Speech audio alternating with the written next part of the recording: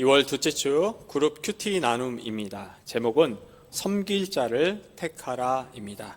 오늘 본문의 말씀은 여호수아의 두 번째 고별 설교에 해당합니다. 전체적인 내용, 24장의 전체적인 내용은 첫 번째가 서론과 과거에 대한 회상이 1절부터 13절에 있고요.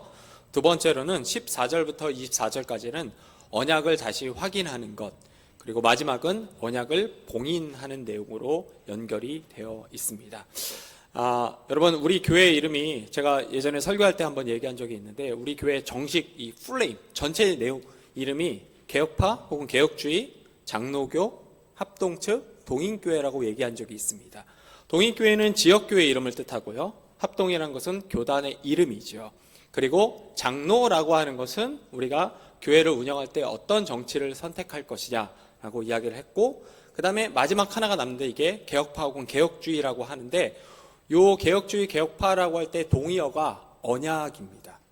우리 보통 우리를 싫어하는 이제 교파들은 장로교 하면은 예정론이 핵심이야 이렇게 얘기하는데, 원래 개혁파 교회의 핵심은 예정론이 아니라 언약입니다. 우리가 성경을 읽어 내려갈 때 언약을 따라서 우리가 성경을 읽어 내려가기 때문에 개혁주의 신학이라고 하는 동의어가 언약 신학입니다. 제가 초등학교 아이들한테도 꼭 설교하는 건데, 언약을 이야기할 때 기억해야 할 언약이 5개가 있습니다. 첫 번째가 하나님이 아담과 맺은 언약이고요. 그 다음에 제가 질문 한번 해볼까요? 새끼손가락, 약속된 자가 오십니다. 마지막 아담, 누굴까요?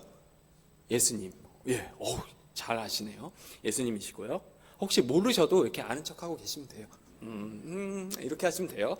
예수님이 아니죠. 아담, 그리고 노아, 그리고 하나님 나라의 시작이라고 하는 아브라함, 그리고 약속의 땅에 들어왔을 전에 맺어뒀던 모세, 그리고 이 모든 것들을 성취하신 예수님, 이렇게 있습니다. 오늘 본문의 말씀은 보통 세겜 언약이라고 하는데, 이 세겜 언약은 모세가 받았던 언약을 재확인한다고, 아브라함부터 시작된 언약을 재확인하는 내용이라고 생각을 하면 좋을 것 같습니다. 우리 첫 번째 질문부터 한번 살펴보도록 하겠습니다. 이스라엘의 태생부터 성장 과정까지 하나님의 은혜가 없었던 적은 없었습니다. 우리 첫 번째 질문입니다. 아브라함의 아버지가 다른 신을 섬길 때 하나님은 어떤 일을 시작했을까? 우리 2절과 3절인데요. 한번 같이 읽어보도록 하겠습니다. 여호수아가 모든 백성에게 이르되 이스라엘의 하나님 여호와께서 이같이 말씀하시기를 옛적에 너희의 조상들 곧 아브라함의 아버지 나홀의 아버지 데라가 강 저쪽에 거주하여 다른 신들을 섬겼으나 내가 너희의 조상 아브라함을 강 저쪽에서 이끌어내어 가나안 온 땅에 두루 행하게 하고 그의 씨를 하려고 그에게 이삭을 주었으며. 아브라함의 아버지가 다른 신을 섬길 때 하나님은 아브라함을 유프라테스 강 저쪽에서 이끌어내어 가나안 땅에 이르도록 하셨습니다. 지금 여호수아의 이 설교 내용을 가만히 보면 세겜 지역의 이스라엘 백성들을 이제 불러 모으는 거죠. 그리고 이스라엘을 향해서 우리 이스라엘이 어떻게 시작됐는지를 이야기하고 있습니다. 이스라엘의 시작의 출발점은 아브라함인데, 이상하게도 여호수아는 지금 아브라함의 아버지인 데라까지 언급하고 있습니다. 여러분, 아브라함이 어떤 사람이었죠? 성경을 가만히 보면 아브라함은 우상 공장장이의 아들이었습니다. 그러니까 아브라함의 아버지 데라는 우상을 만들어내는 공장을 운영하는 CEO였어요. CEO. 엄청난 이렇게 돈을 버는 사람이겠죠. 가만히 생각해 보니까 아브라함이 이랬을 것 같아요. 우리 아버지가 우상을 팔아서 돈을 많이 버시네. 근데 우리 공장에서 만들어 놓은 우상이 우리 집에도 있고 거기에도 절하네. 이런 것들을 봤을 것 같아요. 또 이 여호수아가 데라를 언급하는 이유 가운데 하나는 아브라함이 여러분 우상을 이렇게 보다가 이건 신이 아닌 것 같아, 난 여호와께 가자 이렇게 하지 않았고요. 하나님이 어느 날 갑자기 등장하셔서 그를 부르십니다. 이걸 얘기하기 위해서였어요. 우리는 잘 몰랐을 때, 하나님을 몰랐을 때는 내가 하나님을 찾는다고 얘기를 하지만, 사실 우리의 신앙을 돌아보면 우리가 하나님을 찾은 것이 아니라 하나님이 항상 우리를 먼저 찾아오셨죠. 그렇죠? 이 얘기를 하기 위한 거예요. 이스라엘의 출발점은 아브라함이지만 아브라함이 스스로 하나님을 선택하고 찾은 것이 아니라 하나님이 먼저 하나님을 모르던 그 집안에 아브라함을 콕 집어서 불러내어 그를 약속의 땅으로 인도했다. 이거를 이야기하기 위해서 여호수아는 일부러 아브라함의 아버지 데라까지를 언급했다고 할 수 있습니다.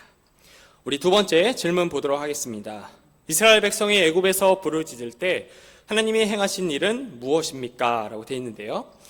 5절하고 7절인데 우리 답부터 한번 보도록 하겠습니다. 이스라엘 백성이 애굽에서 부르짖을 때 하나님이 행하신 일은 애굽에 재앙을 내리고 이스라엘 백성을 건져내셨다는 것. 다시요. 애굽의 재앙을 10가지 재앙이죠. 10가지 재앙을 내리시고 그리고 이스라엘 백성들을 구원하셨다는 걸로 볼 수 있습니다. 오늘 제가 교사 회의 때 언급했던 건데 여러분 구약에 그 출애굽을 했던 이스라엘 백성들 세례를 받았나요? 못 받았나요? 이제 막 머리가 돌아가시죠? 세례를 받았다고 얘기하면 아닌 것 같기도 하고 안 받았다고 받았나요? 안 받았나요? 저만 보지 마시고요. 옆에 사람 이렇게 살짝 받았죠? 언제 받았죠? 자, 제가 힌트를 드리겠습니다. 1번 홍해를 건널 때, 2번 홍해를 건널 때, 3번 홍해를 건널 때. 정답은? 네, 홍해를 건널 때면 네, 잘 아시네요. 홍해를 건널 때 받았습니다. 바울이 고린도에서 얘기하죠. 홍해를 건널 때 그들이 다 세례를 받았느니라. 그러니까 우리가 홍해 쪽으로 보면은 이스라엘 백성들이 홍해 물 안으로 들어가죠. 그리고 반대편에서 보면 올라오죠. 들어가는 것은 곧 물속에 들어가는 것처럼 죽음을 가리키고요. 올라오는 것은 생명. 이걸 가리켜요. 다시 물에 올라오는 것처럼. 옛사람이 죽고 새로운 사람이 산다. 이스라엘 백성들도 다 하나님의 은혜 안에서 세례를 받았습니다. 하나님께서는 재앙을 내리시고 그들에게 홍해를 건너게끔 하면서 새로운 생명과 새로운 땅을 약속하셨다고 할 수 있겠죠. 하나님은 이스라엘 백성들이 고난받고 부르짖을 때 단 한 번도 그들을 잊은 적이 없으십니다. 혹시 여러분 제가 좀 달라진 게 없나요? 네, 감사합니다. 제가 지난주에도 약간 이런 비슷한 질문을 했잖아요. 지난주에 이제 배가 아파갖고 약간 안 이래요. 근데 주중에 제 후배가 갑자기 생각나서 제 설교를 들었나 봐요. 그러면서 저한테 그러시더라고요.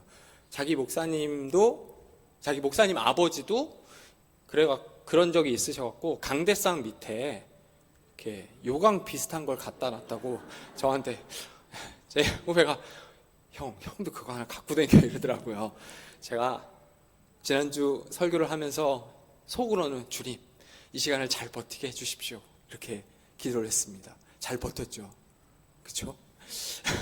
좀 이상한 얘기인데 여러분 이스라엘 백성이 고통을 받을 때 또 그 가운데 하나님께 부르짖을 때 하나님은 이스라엘 백성들을 잊은 적이 한 번도 없으셨습니다.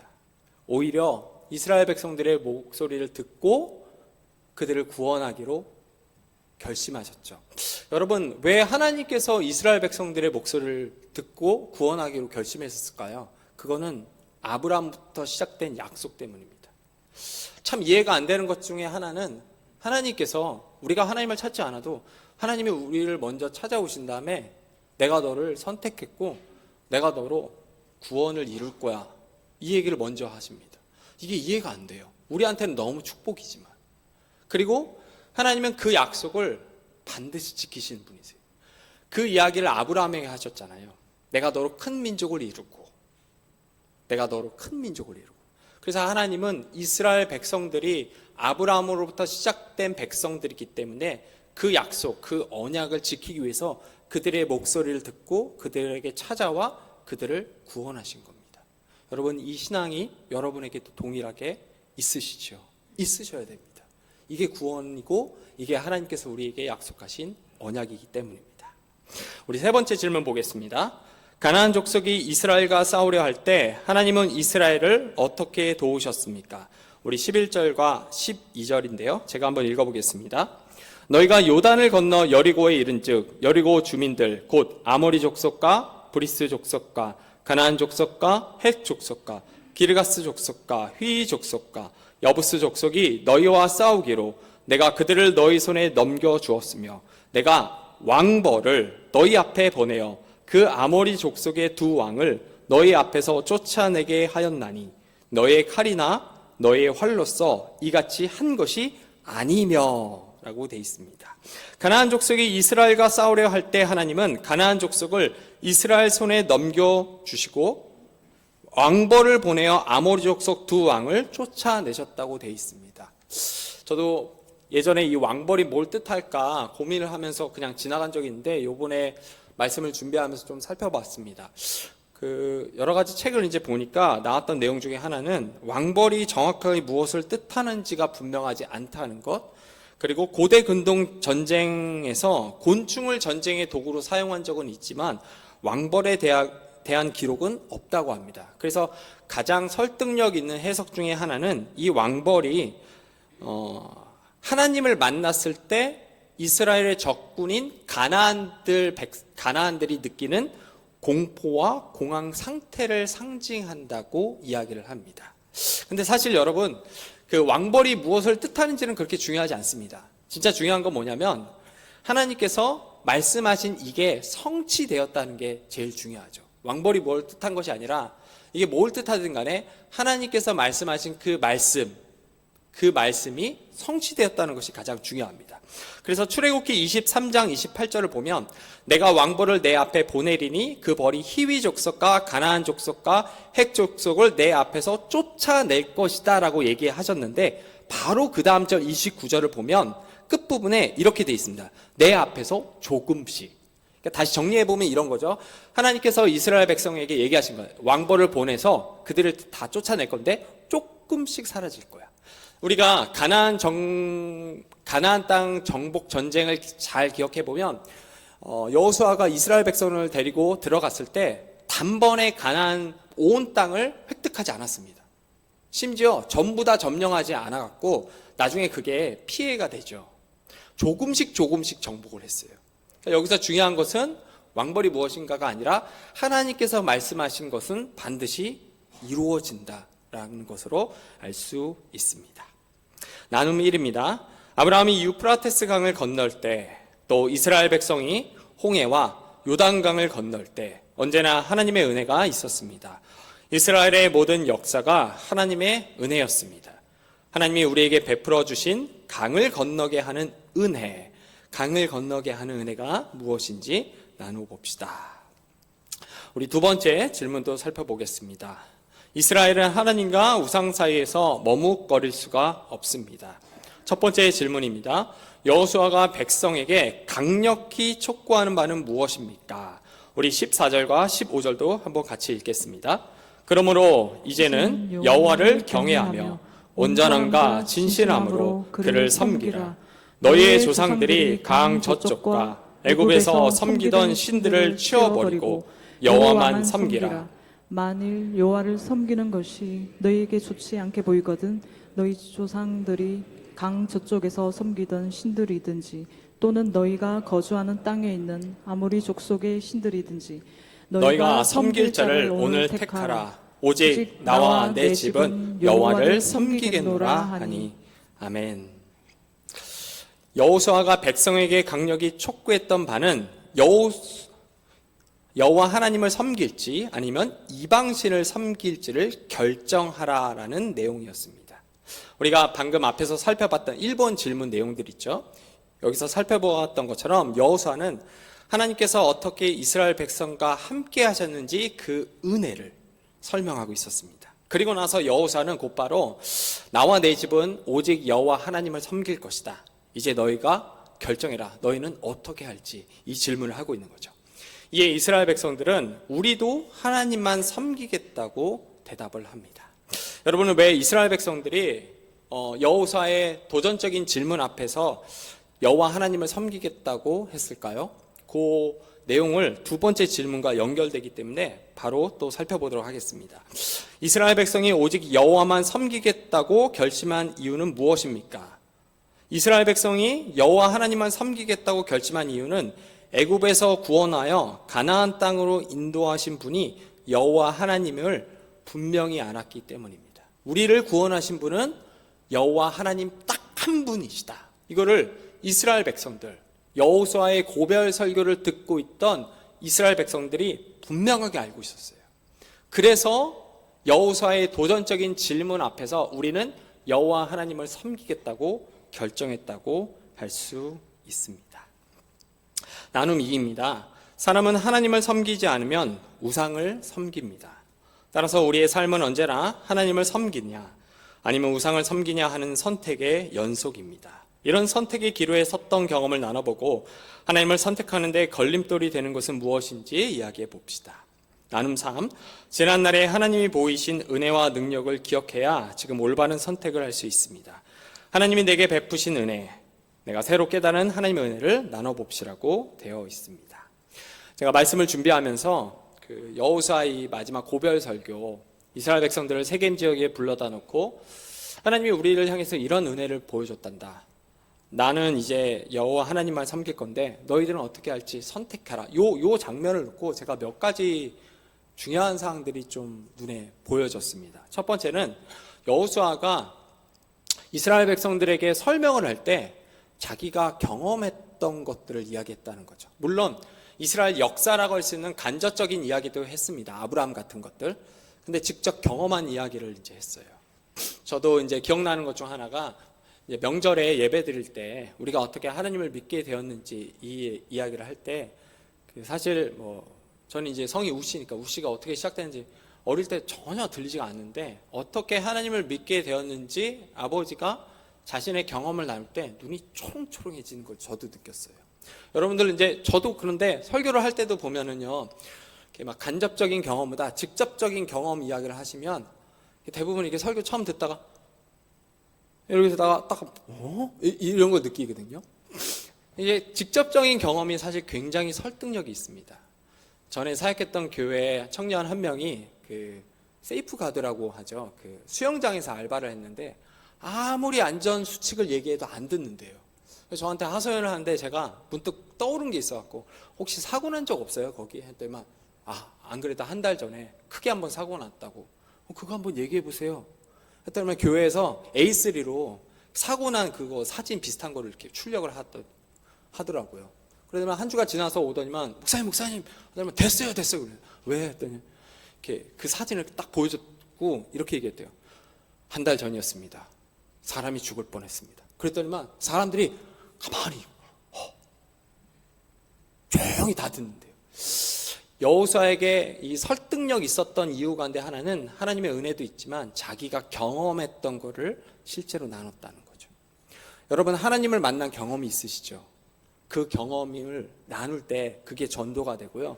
그게 사실은 가장 설득력 있습니다. 내가 믿은 하나님, 내가 만난 하나님을 진실하면 반응은 똑같아요. 내가 하나님이 있는 존재는 잘 모르겠지만 당신의 이야기를 들어보니까 당신은 하나님을 만난 것 같아. 이거는 당연히 나올 수밖에 없어요. 두 번째로는 처음에는 의아해했었던 건데 여호수아가 선택을 하라고 제안하는 것입니다. 예전에 제가 설교에 관련된 책을 보니까 미국도 과거에는 선택을 이야기하기보다는 이렇게 하십시오라는 말투를 많이 썼다고 얘기를 합니다. 그게 먹혀 들어가던 시대였어요. 그 부분을 읽을 때 들었던 생각 중 하나가 그래서 옛날 우리 목사님들이 첫째 이렇게 하십시오, 둘째 이렇게 하십시오라고 얘기를 했구나. 근데 그 책 그 다음 내용이 뭐냐면 지금은 그렇게 하면 젊은 세대들이 마음도 닫고 귀도 다 닫아버린다는 겁니다. 제안을 하라는 거예요. 제안을. 이거 위험하지 않을까라고 생각을 했는데 그 뒤에 무슨 내용이 있냐면 기도가 있지 않냐 이렇게 얘기를 합니다. 여러분 아시는 분들은 다 아시는 것처럼 제가 학교에서 강의를 하는데 학생들 대부분이 안 믿는 사람들입니다. 80%가 안 믿어요. 아이들의 질문을 한번 받아본 적이 있습니다. 제가 처음에 강의를 하다가 학생들하고 친해져 갖고 이런저런 얘기를 하는데 얘네들 하나님을 안 믿네. 근데 하나님이 문제가 아니라 요즘 친구들은 신 자체를 안 믿어요. 하나님이 아니라 신 존재 자체를 안 믿어요.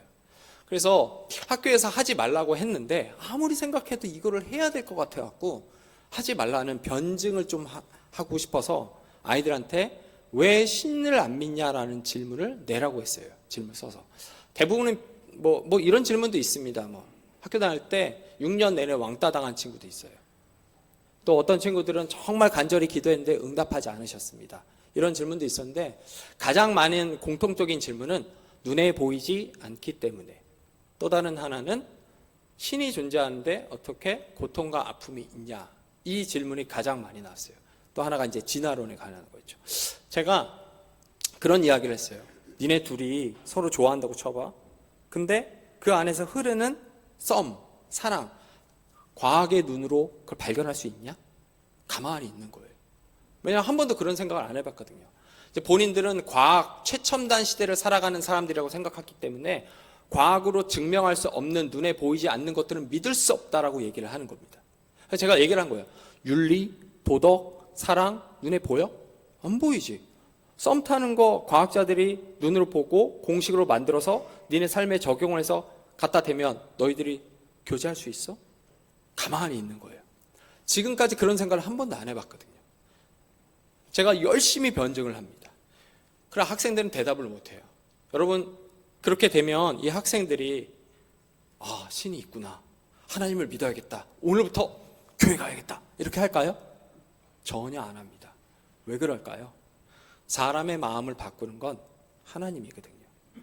변증을 한다고 해서 되는 게 아닙니다. 제일 중요한 건 하나님, 이 사람을 바꿔주십시오라고 하는 기도죠. 기도 없이는 안 돼요. 제가 교회 와서 요즘 기도의 양이 조금 더 늘었습니다. 제가 보니까 코로나 이후 제가 이제 교회 왔죠. 왔을 때 보니까 지금 제가 맡고 있는 초등부가 숫자는 많지는 않지만 가장 왕성할 때인 것 같아요. 왜냐하면 6학년 학생들이 3명이나 되고, 이 학생들을 이렇게 조금 이렇게 교육을 해보니까 잘 따라와요. 저절로 제 마음속에서 뭐가 펼쳐지냐면 기도를 조금 더 늘려야겠다는 생각이 드는 거예요. 지금이 아니면 안 되니까. 여러분, 우리가 경험을 이야기하고 또 우리가 제안을 이야기하고 그렇게 해서 하나님의 이야기를 할 수 있지만 결국 사람의 마음을, 인생을 바꾸는 것은 기도입니다. 이 기도. 오늘 본문에는 나와 있지 않지만 하나님께서 끊임없이 이 전체적인 말씀을 통해서 우리에게 도전하고 있는 것 가운데 하나님은 너희가 하나님의 은혜를 알지, 너희가 하나님을 모를 때 너희를 위해서 기도하는 자들도 있었단다, 이 얘기를 하고 있다고 할 수 있습니다. 여러분, 한 주가 시작되었습니다. 오늘 본문의 말씀인 여호수아의 고별 설교에서 확인했던 것처럼, 또 우리가 찬송가에서 찬송으로 불렀던 것처럼 지금까지 우리를 인도하셨던 그 하나님의 은혜를 기억하며 매 순간 하나님을 선택하며 승리하기를 주님의 이름으로 소망합니다.